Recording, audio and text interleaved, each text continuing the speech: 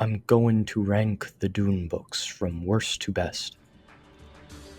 Okay?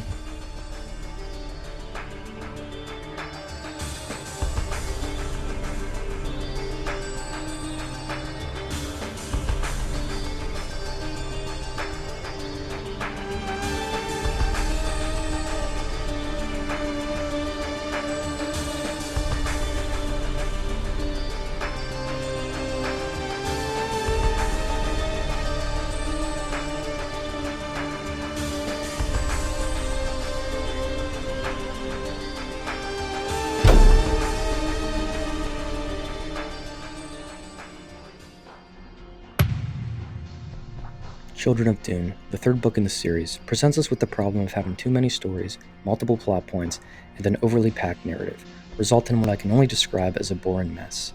I don't typically mind a lot of subplots, when they work. The twin characters of Janima and Leto II I found to be rather uninteresting, as well as Ferrodin, Carino, and his mother Wenzica to be very unconvincing antagonists. In addition to this, the return of Jessica Atreides and her bizarre abduction plotline just didn't work. This book already had a central villain with the Vladimir Harkonnen mentally returning to possess Leia Atreides. Cool concepts are not devoid, however. They can be found, such as Paul's preacher mystery character, although even then how it resolves fell completely flat for me. This book has so much going on that I almost forget you also have Duncan Idaho and his relationship with Leia in the mix. I can truly say that Leto's golden path that set us up for God Emperor was the best thing to come out of this novel. 5 out of 10. Heretics of Dune, the fifth book in the series. For the most part, I do enjoy all the books from here on. The setup and general concept of this world is very interesting. A post-tyranny setting with a scattering event in which every faction in society has now been separated. The Bene Gesserit characters had a solid dynamic throughout, although found it to be a bit better in the book that follows. Miles Tegg was also a cool new combat-focused character that fits into the story quite nicely. Some of the planning-based factors in this book go back to what I don't like about Children of Dune, which is that it often comes off simply too messy at times, and the general story becomes difficult to follow. We sort of see the development of a bigger antagonist along the way with the Great Honored Matres.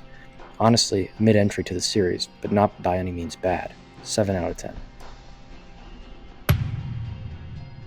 The very last book Frank Herbert wrote before his death. He intended to wrap things up with the seventh novel, so this had an inconclusive ending that people ideally dislike. All in all, this is actually one of the more hated books in the series, but alas, I do have more of a soft spot for it. At this point, we have the Great Honored Matre, a developed villain that Herbert forces the reader to hate, scene by scene, demeanor, and actions. And it's good to witness direct writing, which obviously you don't see in Dune very frequently. As I mentioned earlier, the dynamics between the Sisterhood, Adrade, Sheena, Belonda is nice to read. It does feel like an underdog family team dynamic, regardless of how you feel about the ideological aspects. To this day, I don't understand all of it. My biggest hot take ever is that I actually enjoy the ending, essentially the joining of two forces with a very interesting, developed character. And on the other side of that, a team of 4 characters that escape, with the compatibility to start their own civilization, each a piece of something. Even though that isn't the conclusion Herbert had intended, I think the ending works to a major degree, and because I oddly like it so much, I don't plan on reading Hunters of Dune or the one that follows. 7.5 out of 10. Dune Messiah, Book 2 in the series and an absolute fantastic political drama, very different from the war-themed revolution-type novel of the first book, but nonetheless a curveball in characterization to say the least. We have a story where the truth of defeating fascism came with, well, higher levels of fascism. The themes of the jihad and the downfall of Paul's leadership can be described as somewhat eye-opening, but more importantly honest. Dune Messiah exposes how positions of power often dictate our moral attributes.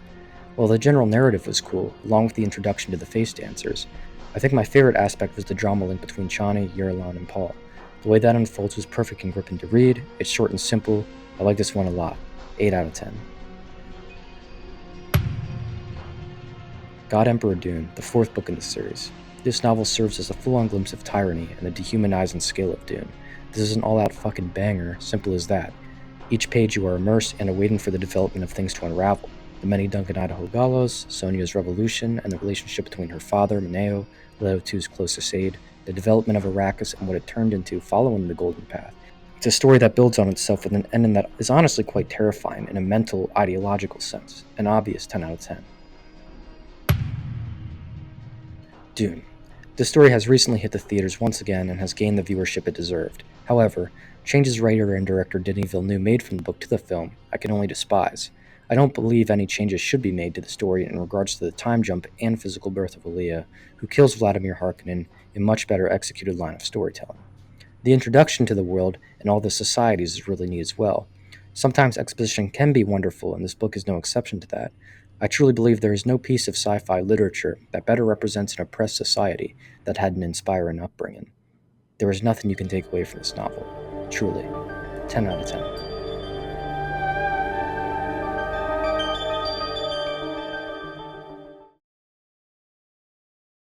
Do you agree with my list? Do you agree? I mean, it's fine. Yeah.